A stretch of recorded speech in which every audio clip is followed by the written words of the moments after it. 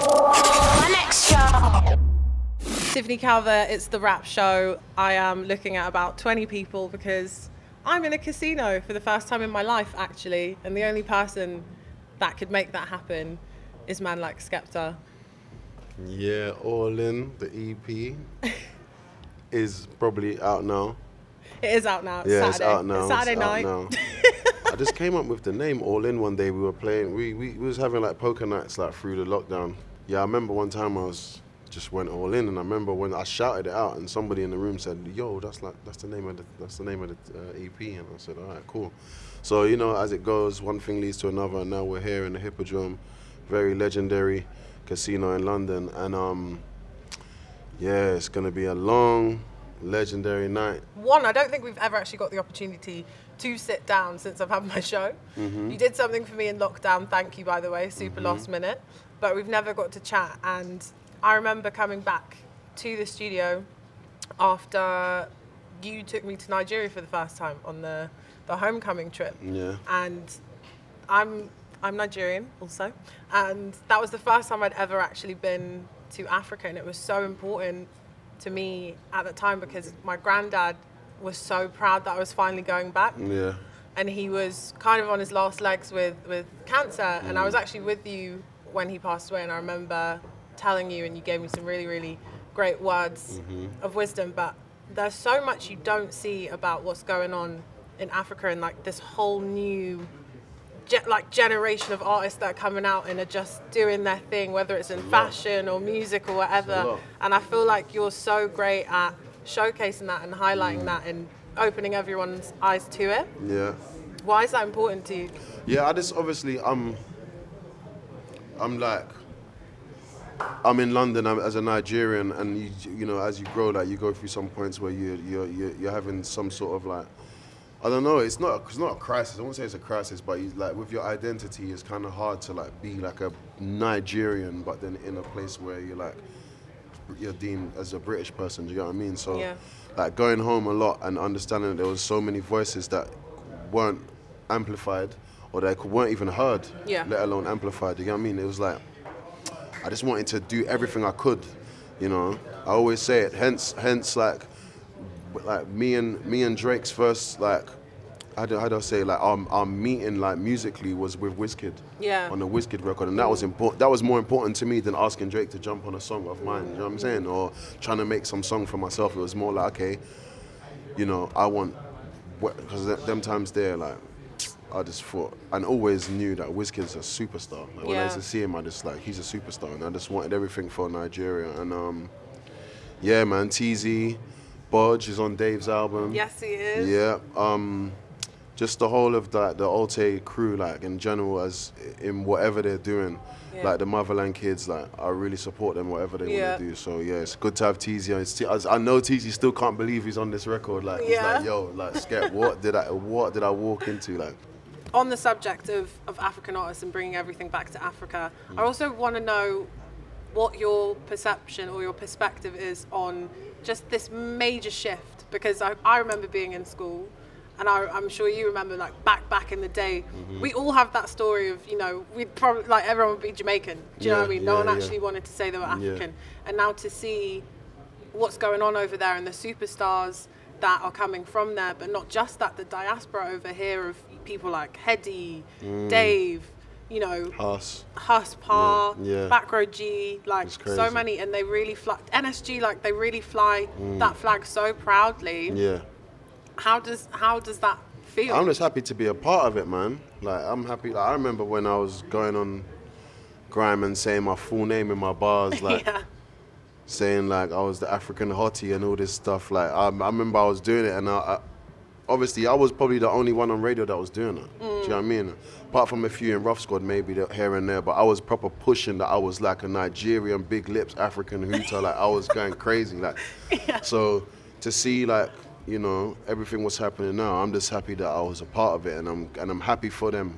I feel like we're in an era now, like when you're young, you can be proudly African, like, and it's wavy. You know what I mean? Like, it's like not just, oh, I'm just doing it as a fight. I'm doing it, and it's, oh, hey, look at me, like. You know what I mean? So, yeah, I'm happy for all the, like, the new generation being able to just be themselves, man, and bring that African flavor, man, because it's needed in music, man. You get it? Exactly. Whether it's dances, sounds, guitar, like riffs, whatever it is, man. African flavors, like the basses, yeah, it's flex, big flex.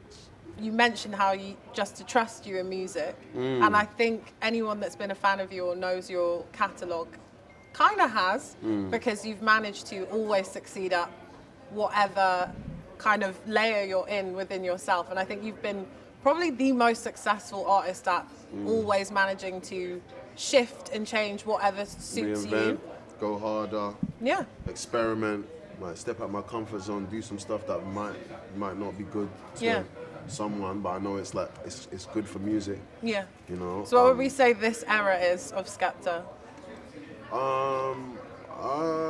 Right now, this era of Skepta is, I just feel like it's crazy, yeah, that we have like a culture that if I say to my friend, oh yeah, you know, I want to diversify, I know I said I didn't want to talk about, but if I want to do a rum with Havana, or I want to do a Nike shoe, and then I want to have a cigar brand, or I want to do this or that, people say, oh yeah, no, I like what Skepta's doing, he's doing the Jay-Z thing. Right. It's just annoying that we only have Jay-Z for people who are doing what, like, creative, Being entrepreneurs. whatever. Yeah. If they want to branch out and do different things and become a business, everyone says the Jay-Z thing. Yeah. Do you know what I'm saying? So it was just a thought in my head where I was like, I just want to do more than just being like a rapper, because that's a waste of a talent, you know. Yeah. So I feel like right now I want to become like more behind the production. I want to produce albums for people. I'd love to produce Rihanna's album. Like, that would be a dream. Like, Yeah. I'd probably make Rihanna's hardest album. Yeah. Yeah. Produce more, and you know, help people. You need to bring Rihanna back, man. She's been taking time. I'd make a fire. I would produce Rihanna's most hardest album. Yeah. I know I could do it as well, like, because I just know music, and I know like the beats and the bass and the sonics like so well. But Yeah. yeah, I feel like now I just want to branch out. Okay. I can't be a rapper. It's a waste of a talent. Yeah. I feel like rapping for artists is some sort of therapy. They go somewhere and they tell someone to record them, and they say their pain, and the fans say, oh yeah, we relate, man, we relate to you, like, we like what you're saying, and they're like, oh yeah, you're not alone. Yeah. But after a while, it's like I've said everything from being a confused African child to being a chief in my dad's village. It's like Yes.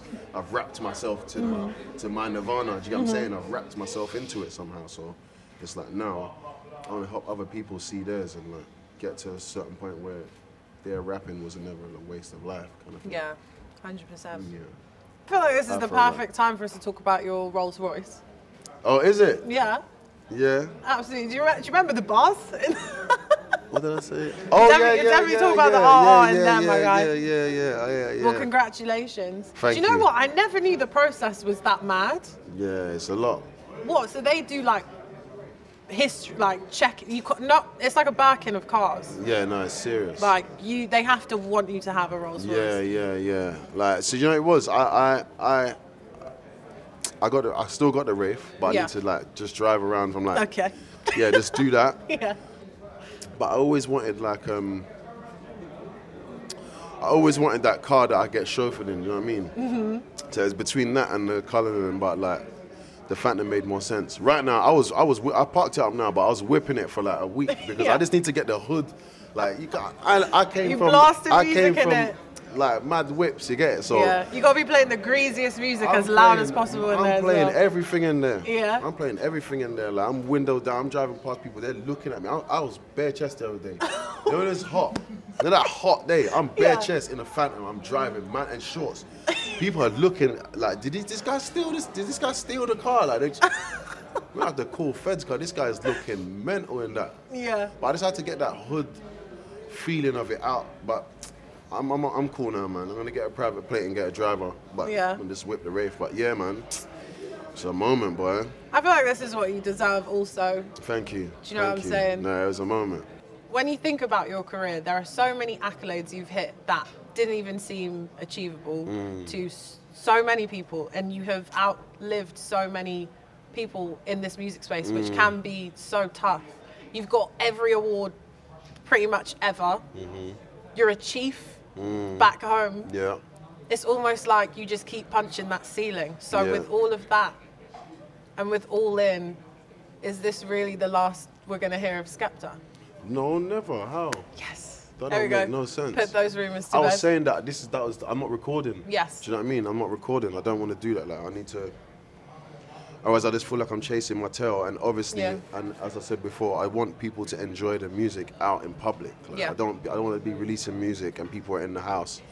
I wasn't even inspired to record. Yeah. Because I wasn't like, I ain't gonna write a COVID song. You know what I'm saying? I'm not gonna write a lockdown song. So. Yeah. I mean, people were using shutdown, to be fair. I know that was weird, but in my own crazy way, I was trying to not acknowledge what was happening. Yeah. You know what I mean? I just kind of like, because I've got my own thoughts about what's going on. I don't want to acknowledge it in my music to stamp it and make it something. So yeah, man, I was I just I ain't recording, and I'm not gonna record for a while. Yeah. I'm happy this is out. Yeah. This is like all my music. Yeah. Like all the pieces, everyone's giving it. I'm all in. So now, definitely want to try and do something film-wise, like in a movie or somehow. And I really want to produce at least 3 other albums for other artists before I even think about spitting. Like, I want to produce someone's whole album, like from beginning to end. Like, that's what I really want to do now. Sick. Yeah. Well, thank you so much. That was the All In EP listening party. Thank you to everyone that's standing around right now in this casino watching us. Yeah. Sweet. Peace. One Extra. If you enjoyed this, like and subscribe and click the bell icon to keep up to date. Watch more great One Extra videos by following the links on screen now. For more great audio and video from the BBC, listen on Sounds or watch on iPlayer.